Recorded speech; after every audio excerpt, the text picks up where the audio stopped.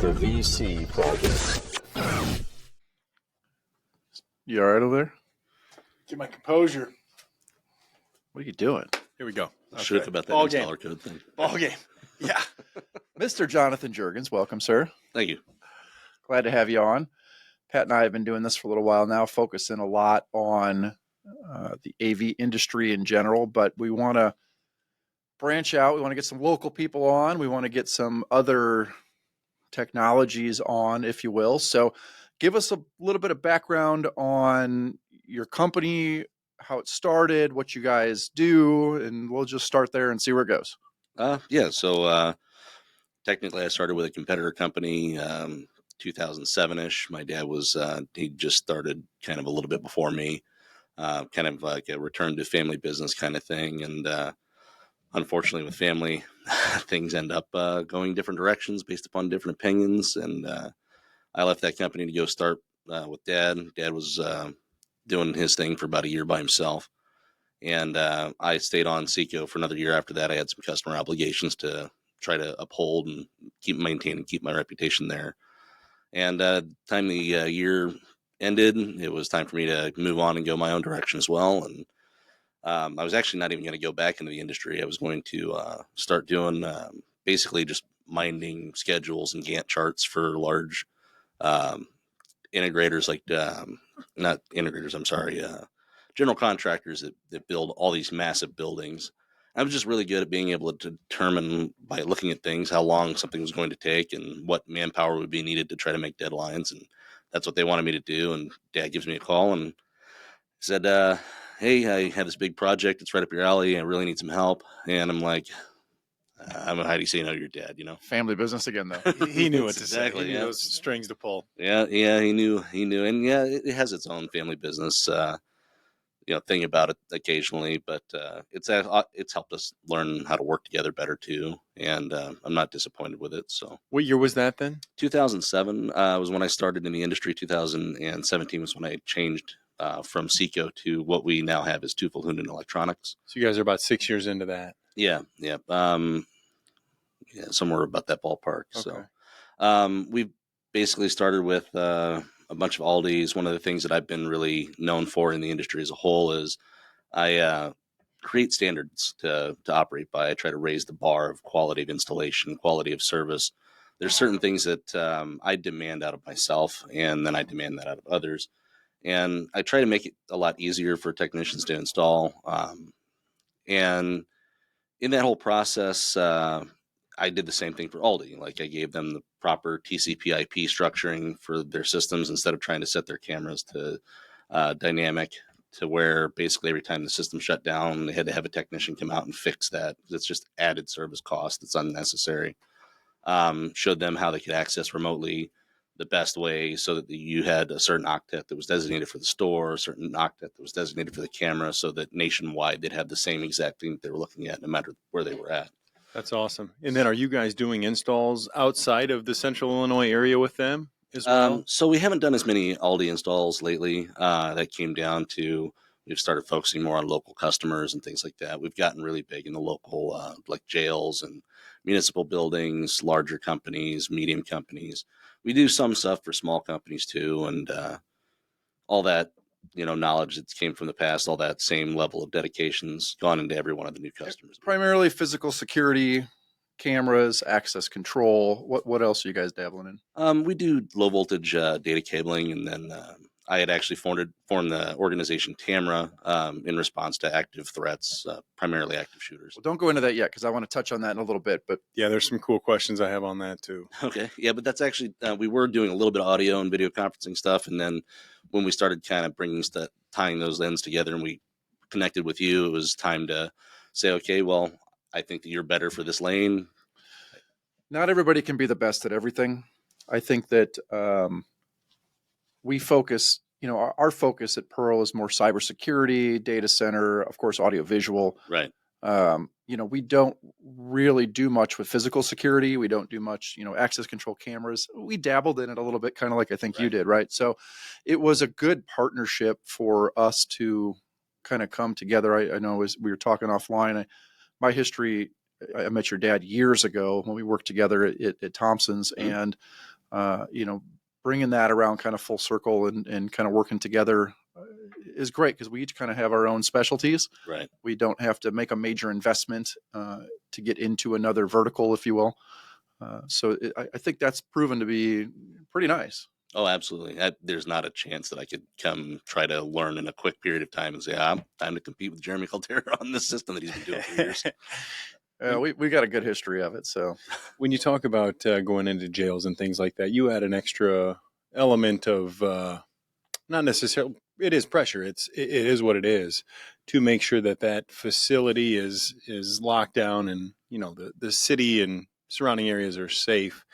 What kind of technology or things are you seeing in that space that have advanced over the years? So we're kind of the tip of that spear right now. In the jail world, I have to look at everything as though it's a life safety system, because if a camera's offline and a correctional officer gets jumped, his life could be at risk, or her life for that matter. I actually have some female friends and they move male prisoners around, so they rely on other people to be able to keep an eye on them, to keep them safe, and so that's why we take the level of urgency that we do. But we're implementing a lot more devices that are starting to include analytics in them. One of our major customers here locally, they have been holding off on getting a certain system to do a guard tour because they're very interested in what we can come up with custom solution for them, to try to make it to where they have better evidence, better picture footage of when they're doing the guard tours, so that it can't just be the machine says this, but what is the evidence that actually talk to me about a guard tour. What is that? So a guard tour is like you take a device. There's a few different companies that do it. You take a device and go to each jail cell every so often, and then it records that you actually had that device present at that station at a certain time.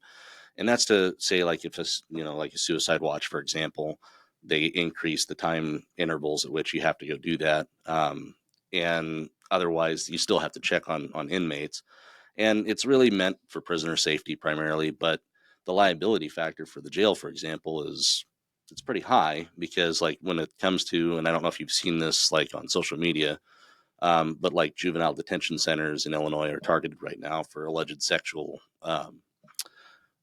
discrepancies that some of the inmates there were saying were occurring over time, and so they need certain things to log that information to keep them protected. It's interesting you talk about kind of return on investment and what all goes into a lot of that stuff. We were talking on another podcast previously about video arraignment systems for jails, Right? and we had been heavily involved in that over the years. Yeah, we have too. Telling stories about the cost of prisoner transport, security, safety, the stuff it's harder to put a number on, and seeing what that return on investment is, spending the hundreds of $1,000s or whatever it was on a video arraignment system. So I can think of a couple in the area right now that they really need it, because they're driving a prisoner from one jail all the way across town to go to court, and there's no sally port for them. So there's a very easy, jump and grab opportunity if it's a high level person, or just a runoff, it could happen too.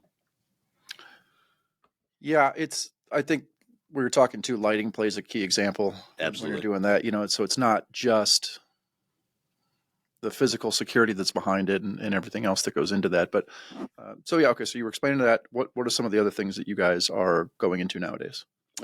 Primarily, we're really pushing hard into the analytic spectrum. We kind of believe that the best place to start your security is as far out as possible. The unironic side about it is when you guys talk cybersecurity, that's as far out as you can possibly get. It's off your property line. That's as far away as the other side of the world, so to speak. So I really do, when I talk to people, I try to mention all of that too. And one of our other very large customers was recently hit very hard and heavy, and we've had some conversations in reference to some things that Anthony, for example, had talked to me about, free resources that they could use to try to help shore up some of their shortcomings in that side of things. I'm always amazed how many people are actually hit by cybersecurity or ransomware or something like that. So, I mean, you live in the everyday of the physical world. Right. The other side of our house lives every day in the cyber world, and the two really do go hand in hand. So I'm very much appreciative of the partnership that we've been developing, I think, with you guys. And Pat, you know a lot about the cybersecurity side. You've even seen some of the stuff we've done on cameras and surveillance, but it's a whole nother animal, right? And I'm interested when you talk about analytics specifically, what analytics or what indicators are they seeing that are kind of strengthening your systems? Because when you say that, that's how I see that. You're using analytics to better predict things in the future, right? Or Right. So what kind of metrics are they going off of there? So I mean, that could almost be a whole segment by itself, really. One of the things that we're pressing hard for is like weapons detection analytics. Yes. If you can spot that weapon before it becomes an actual physical threat, you start the kill chain process of, well, we're locking it down. We're getting authorities, to arrive a lot sooner. And seconds in those instances matter. So if we can stop it by a few minutes, it's very possible that we could have a situation where there are no casualties. That's interesting that computer device is detecting that before the first human phone call. Right. That's awesome. That's what I was going to get into later at the conference, and we'll talk about that weapons detection a little bit. Yeah, it can come all the way down to the home too, though. Everybody that has a burglar alarm system at home, it could be augmented by a camera system that starts that process once again at their property line. And the technology that exists now, we can tell the difference between an animal, a human, a car, a bike. If you want to know whether the UPS driver showed up or not, we can put that analytic in there. It already exists, and your home systems can have all this stuff too. On the most basic level, people are seeing that with their whatever Nest Ring doorbell cameras, all that other stuff. But yeah, you guys, it's a horrible comparison to make because it's Right. like going to Best Buy and buying a TV, and then I'll argue that close. night and day. But to kind of put it in for the people who are kind of new to all of this, right? Like envision that kind of technology with more advanced, even going into AI, going into all this other advanced detection stuff. You can take that down to the home level of what we're seeing in businesses from a security standpoint. So it's what people are used to, and then like 1,000 steps further than that. Right. Yeah. It's actually kind of crazy how far it really is right now. Some of the experience centers like we have in Chicago with our partners at Access Communications, you get to see some of that stuff firsthand. It's really cool. Our analytic partners, Iron Yoon, those guys, they're spot on, and they customize any analytic that we want. I'm currently in development of one right now that I can't get too deep into. But that development is basically trying to protect police officers, especially when they have people pulled over alongside the road. That's awesome. The guys at Access are great to work with. We've dealt with them a little bit. We've like I said, we've dabbled in it, and Access is the line that we've pretty much selected for most of that stuff. They do. I know Andy and some of the guys there we work with really well and very closely. Talk to me about Tamra. What is that? How did it get started? I know we had a booth there as well. Pat attended most of the show. There was some cool exhibits you had going on there. I appreciate that. I'll let you take it first, and then I'm going to ask my question about the weapons detection. Yeah, so it's a threat assessment, mitigation, and response association. The whole premise really, it was first birthed on my birthday when Sandy Hook happened. I'm an avid Second Amendment supporter and very much want to do something that doesn't involve the idea that taking guns away is going to be the solution. And primarily because it's not. If the guns are not there, humanity still has an evil component to it that's going to continue to make attacks on innocent people. And there are other things that analytics can do to help augment those potential issues as well, like bags sitting in places or van driving through an area that they're not supposed to. The list goes on, but I really get kind of hesitant to throw out a bunch of ideas because I don't need anybody ever listening to me and saying, well, that was a great idea. I'm going to go use it now. So that being said, it was where it all technically started, and I'd been in pursuit of this for all those years. And then as I'm going through, ironically, my own company now, I meet new people and at a higher level than what I used to just as a technician. Next thing you know, I'm starting to have these conversations with law enforcement professionals, and they know people, and then a network starts to grow. And then next thing you know, I have people asking me, well, what would you do under this circumstance? And it's like, well, I have a guy. We'll make that phone call. And then the next thing you know, well, I have a business and we can make that phone call. And now people are sharing information.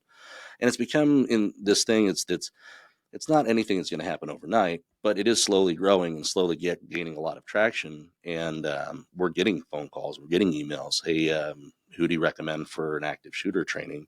And then I'll pass them over to one of our partners. Or like I said, when we were talking about our customer that got hit with cybersecurity issues, we talked about our other partner, because each component to this camera organization is meant to be a one-stop solution to at least give you the best experts that we feel that we've vetted, that I'd be willing to stamp my name on and say, I trust these people. And I think if everybody approaches it from that standpoint, that the customer calling for anything that they need is going to feel the best represented in the security spectrum from the design phase all the way to the implementation phase. That's awesome. One of the cooler things I saw at this conference was the demonstration you did on the weapon detection, to where we were in a ballroom, and I'll let you expand on it a little bit, but as I witnessed it in my perception of it, someone was in the room walking around, and the detection system alerted the entire room the second the gun was pulled from, whether it was his holster, his pocket, wherever he had it.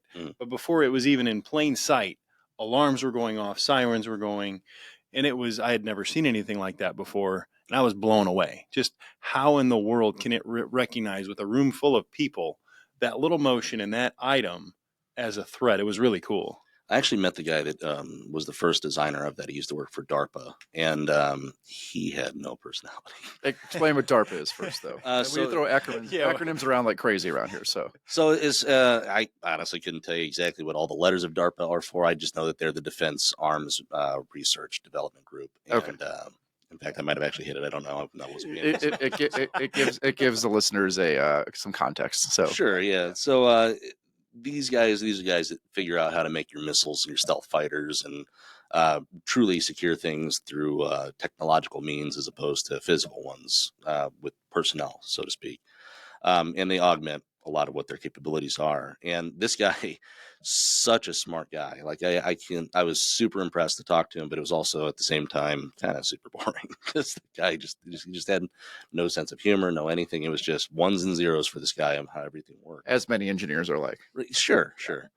And so in the process of talking to him, like I decided I really wanted his product, but he really didn't have a go-to-market strategy. And as a result, his business kind of, fizzled out, didn't really go anywhere because everything I just mentioned. So a company buys him up. We're getting ready to move forward with them. And then the one thing that I said I'm not interested in is I wasn't interested in a recurring revenue stream for this type of service. Because like I mentioned before, in a lot of instances, cameras can become life safety equipment now. And I feel that if we start looking at it more that way, we might start seeing true change in our society, kind of like fire systems used to. But so as that developed, I started looking for something that I wanted it to be something that the customer owned.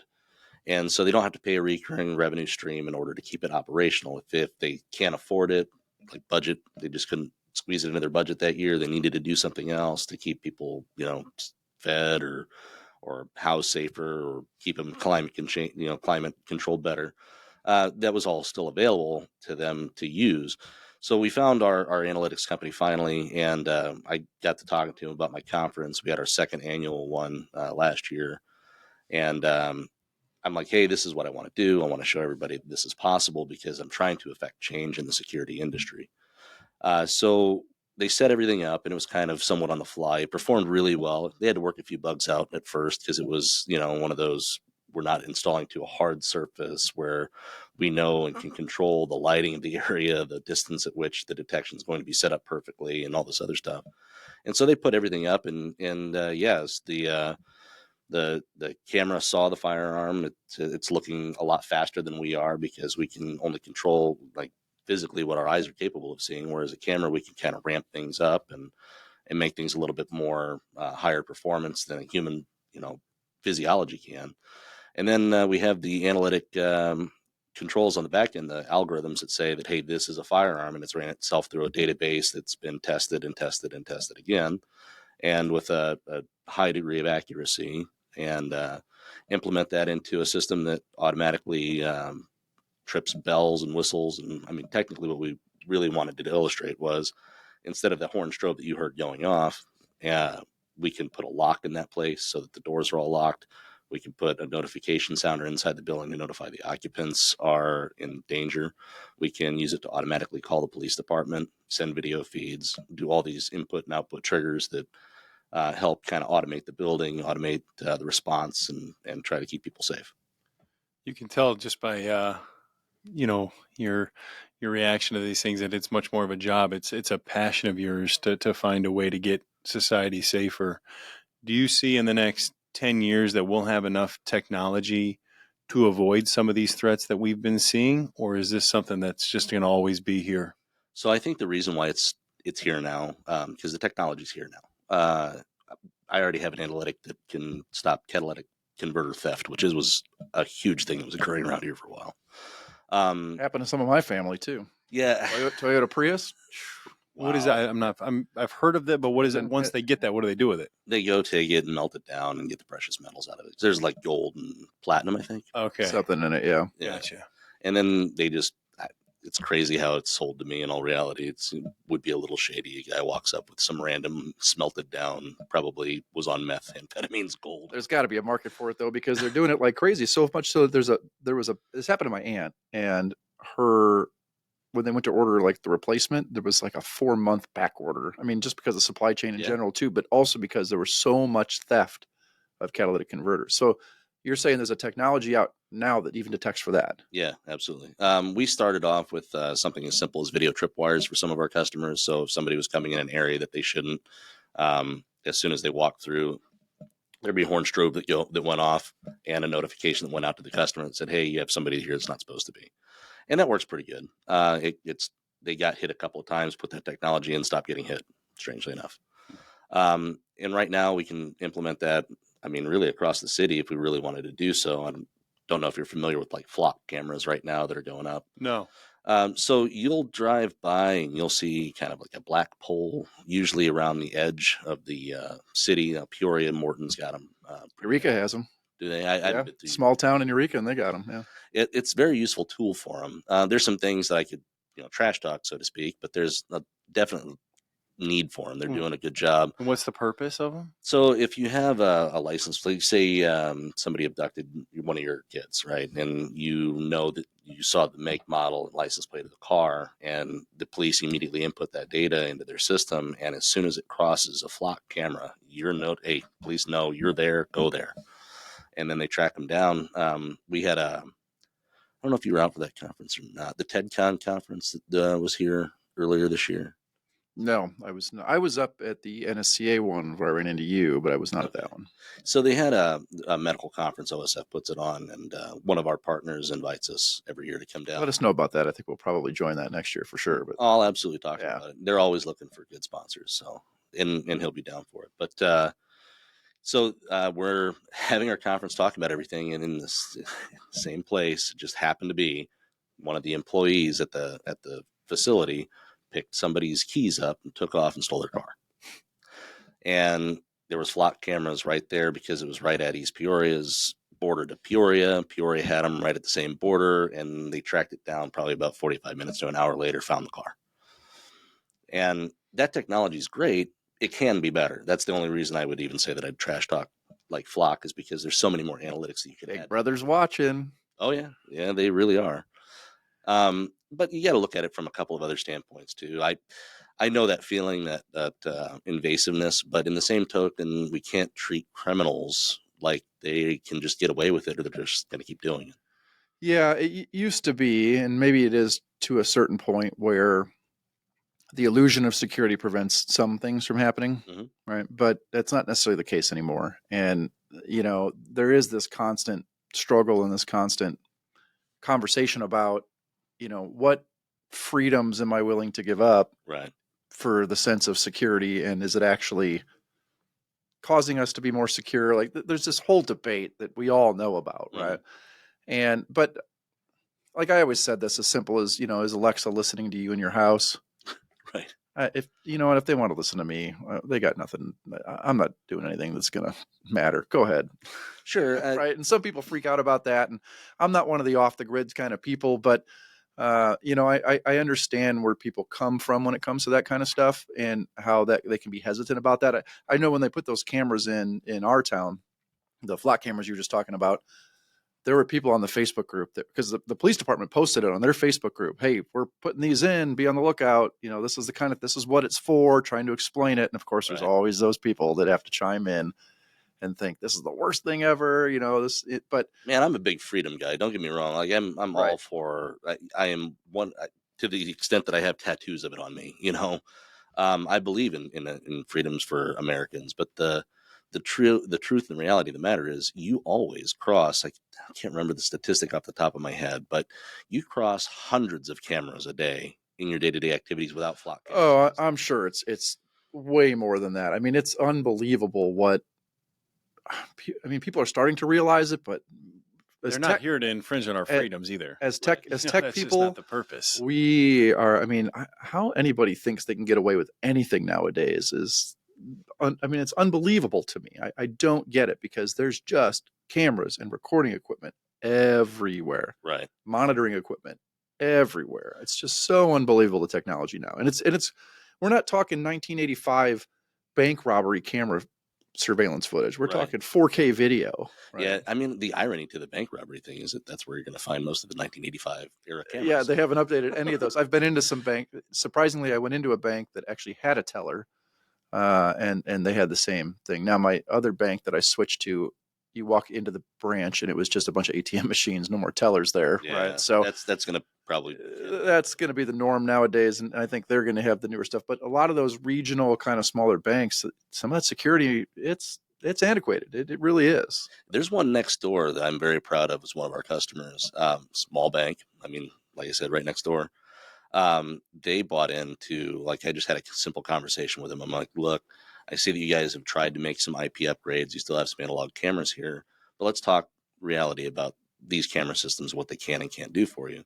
And at the time, they had some high vision cameras, and I'm trying to always make sure to call that brand out so that people understand that if you got them, you need to look for them because they're not NDAA compliant, and that's National Defense Authorization Act.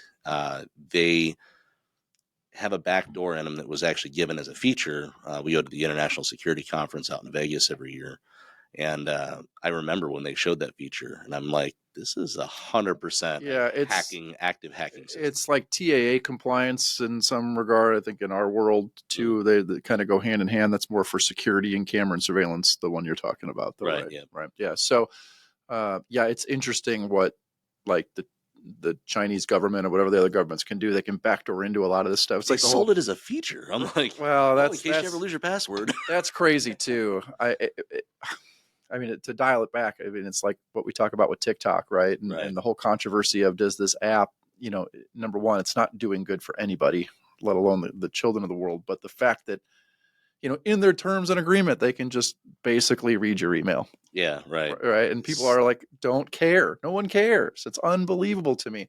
And those are the same people complaining about Big Brother watching. Right. But hey, Alexa, tell me why Big Brother's watching me. Right. So it's interesting to see how all that kind of comes about. But yeah, those cameras like that and having that kind of intrusion into a business like a financial institution, to me, is unbelievable. Well, they're using a lot of stuff too in the medical community. We're seeing a lot more camera usage there.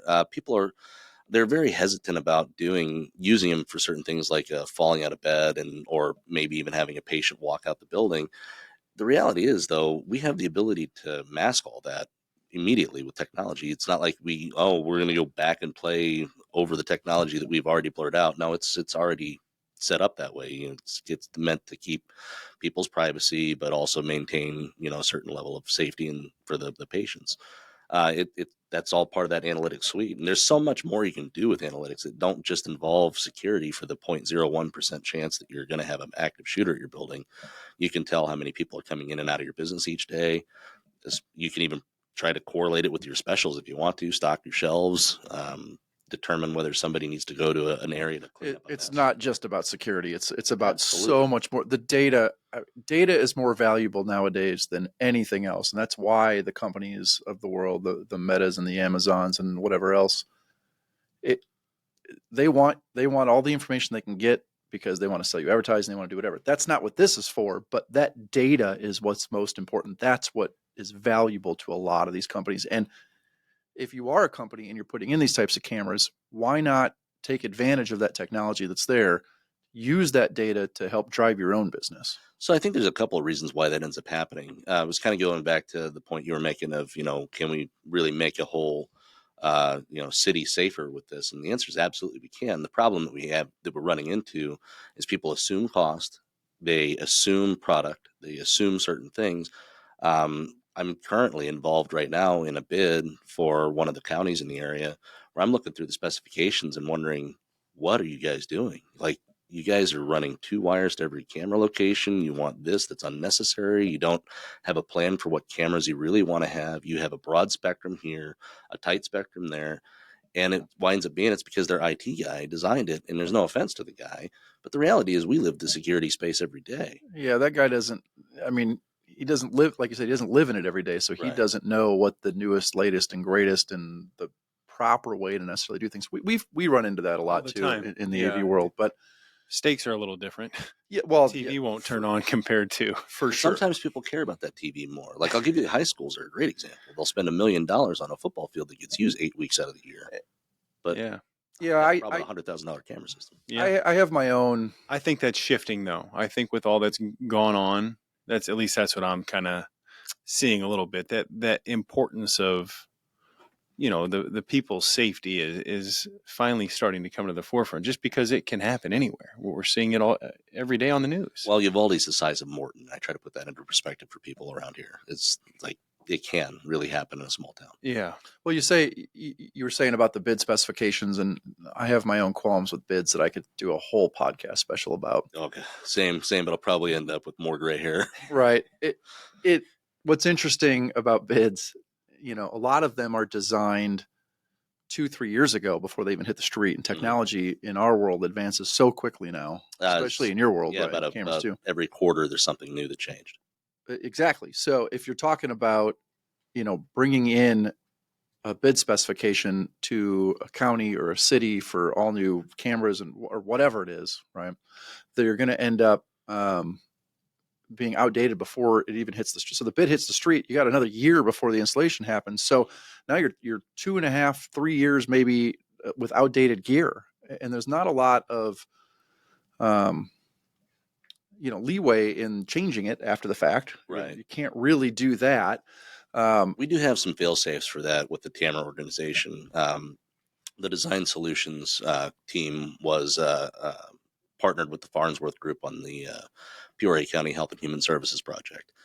In that, we probably saved them, I'd say, right around $750,000 in proper wiring strategies, which is actually was basic networking, nothing more than that. Just putting IDF locations on. That's taxpayer dollars right there, too. Exactly. That's what I'm saying. So we save about $750,000 right there, and then you turn around and try to add a bunch of security features, not utilizing that money, but as this is another requirement to the building.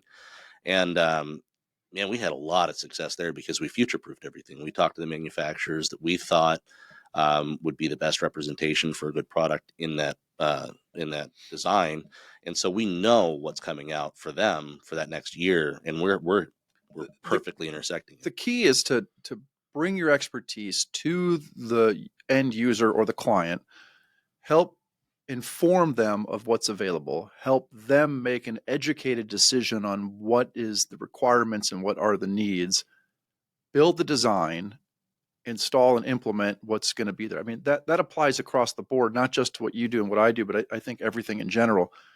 The problem is there's just not enough people out there doing that. Yeah, you also have the issue that people sometimes ascend to certain positions, especially within government organizations, just because they've been there. And like they'll write a spec, man. I've seen some crazy stuff for like IT like requirements. Like, okay, well, I want to hire an IT guy, and we want all these requirements. I'm like, so you have a budget for $300,000?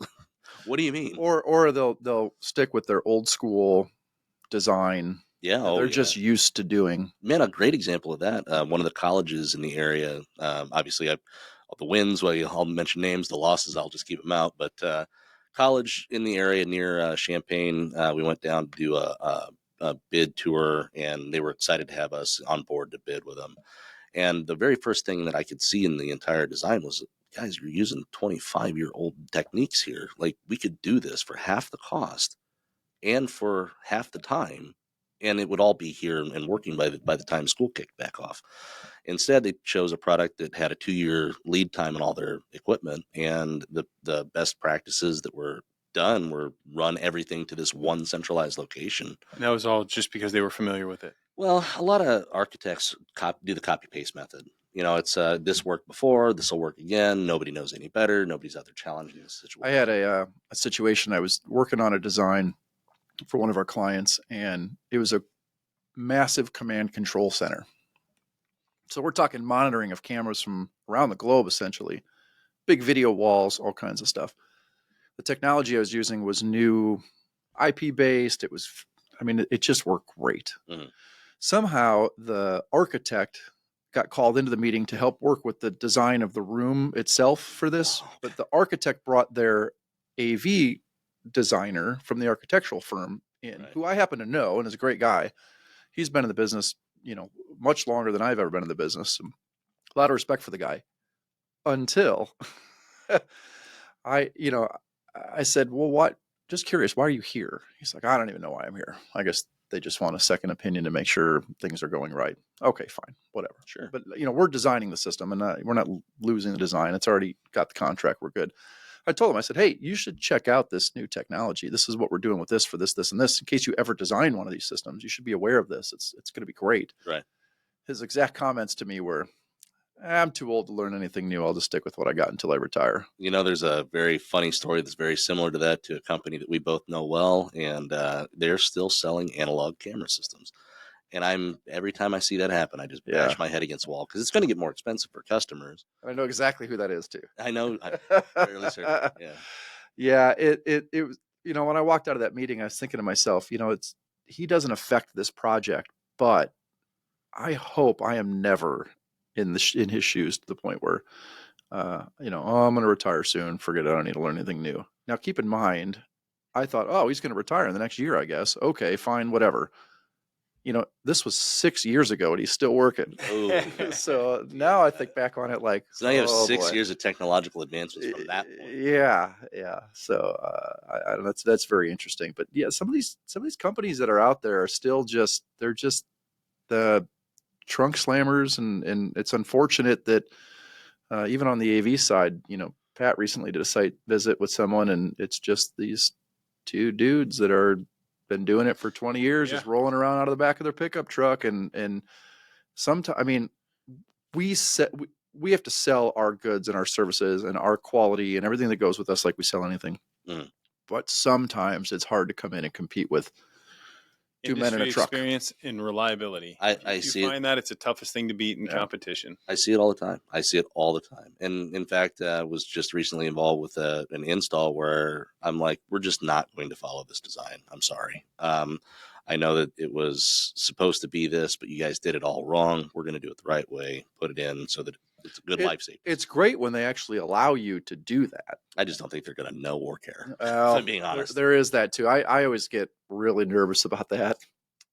There's contractual obligations in there that could really come back to bite you in the ass. When we're brought in, though, it's because they don't have the people, or they themselves don't have the expertise. And at the end of the day, for us, they want to turn on a system that works. Yeah, but there's bids that are out there where I've wanted to come in and do my own design that's similar, will give you a better result for a lower cost. So we would win the bid. They'd actually get a better product. They won't listen to me. I know that they really won't really know the difference or care. Right. But with my luck, they'll hire some guy 2 weeks before we turn it over who will be like, this is not the same thing, and then I'm contractually obligated and lose hundreds of thousands of dollars. Yeah. One of my favorite movie lines of all time is from Armageddon. Do you know the one I'm talking about? When they're about to take off in the ship and the things like the rockets are about to go off, and he goes, just think we're sitting on $300 million, all built by the lowest bidder. Right. How many gallons of rocket fuel, and and they're like, oh no, there's a bunch of contractors on there. So, but yeah, I see it on my side of things too. For me, it gets scary because there are life safety direct systems that are not being. There's a specific brand out there that they can't even pass the code as it's written, because they can't possibly split, if they're installing it as a combo system, they can't possibly split the two systems far enough apart to say that the Berg system can't take down the fire system. So the way they try to do that is with a cheap, a short isolator, so that if there's a short there, that it doesn't take down the fire system. But there's so many things that Let me ask you a question. So, in the world of physical security, do you need to have a security license to perform physical security work? No. So you need, we do because like me specifically, we do alarm systems. Alarm systems do require a license. So fire, burglar alarm do. Access control cameras do not. I think that is something that needs to change. I've been working with our local union hall to try to get some representation in that direction, working with the National Electrical Contractors Association to try to gain traction in that direction. But if you're doing any kind of door strikes, access control, Nope, is not required. Not access control. So what's the part of the security? What is that requires the license? Like what, specifically, what is it that It's just alarms. Anything that's an alarm reporting system, so that it sends signals somewhere else. so any kind of monitoring service or anything like that, or Right. even is a local physical alarm count as part of that, or just has to go out to the outside world? So like when it comes to like fire alarm, for example, Mhm. you really have to be licensed, and part of that idea is you really need to be well acquainted. And I got no issues with that. No, same. Yeah. But I feel that the Yeah. CCTV component should be exactly the same too, Okay. because, and it's no offense to IT as an industry whole, but IT is IT, and physical security cameras, these things change like almost daily. Like, what does the camera do? What is it capable of? How should it be laid out? Do you need 4 cameras to watch the room we're sitting in, or do you just need 1?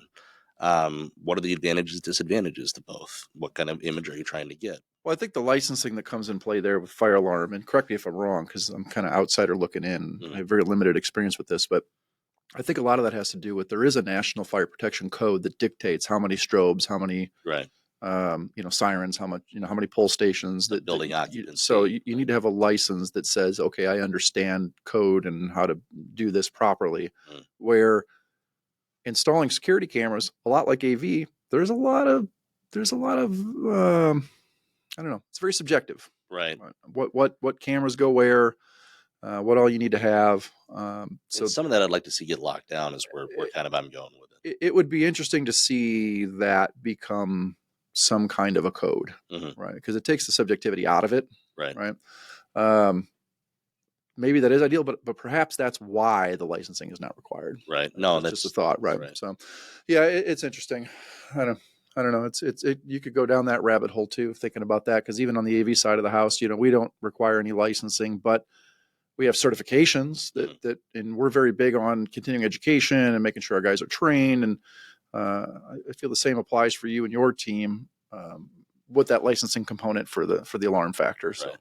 Yeah, I think you were at one of my customers too, where you saw what happens when a trunk slammer gets into a space and charges a bunch of money. And I don't know how that's panned out for you necessarily, but I know that it was. Oh yeah, we got to follow up on that. Yeah, it was eye opening for my guy that was there. It was like, oh, there's a lot more to this. It was interesting because I walked into that job and I said, "Oh, this was done by XYZ company." And they go, "Yes, how did you know?" And I'm like, "I can just tell." I run into that a lot. Sometimes I can even identify the technician because Oh yeah, I've been into that a few times too. I can usually spot something that I'm like, I've seen that before. They used to work for me. They don't anymore. Yeah. Is there a specific project, if you had to pick one, that you're most proud of over the years, or you think that's had the most impact? Man, to be honest with you, I did like 120 Walmart installations for my previous employer, and just the fact that I set national standards through that customer and made things safer and better for that customer because I had an ear that was willing to listen and wanted to make his way in the Walmart organization, and he was utilizing my technology to try to advance his position. It was successful. Well, That's if you're awesome. going to set national standards, Walmart is definitely one that will help drive that 100%. with as many stores as they have. So great. Anything else you want to add to the conversation? Anything we should know about? If anybody were to want to find out about the full spectrum security that you guys are involved with, they can head to tamara.us and get redirected any way that they want there, and happy to answer any questions there as well.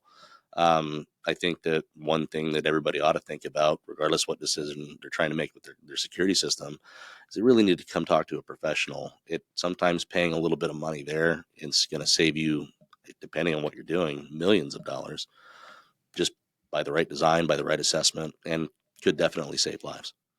Awesome. Jonathan, thank you, sir. Appreciate it. Great to have you on board. Thank you. Looking forward to conference next year. Going to be another one? Absolutely. All right. Looking forward to it. Thank you, Thanks everybody. for the passion you have tuning for keeping everybody safe. It's fantastic. Thank you.